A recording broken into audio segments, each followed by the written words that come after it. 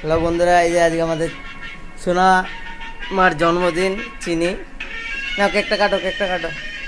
আমার কেক নিয়ে এসেছি কিনে, অনেক দামি কেক, ওই জন্য ঢেকে রেখেছি এত মাছি না পড়ে।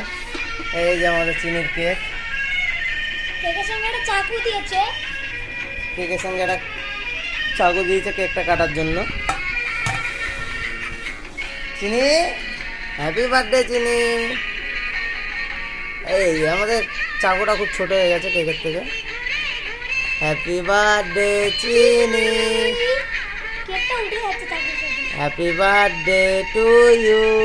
চিনি, হ্যাপি বার্থডে। খাওয়ার জন্য ওর ভালো লাগছে না, খাও।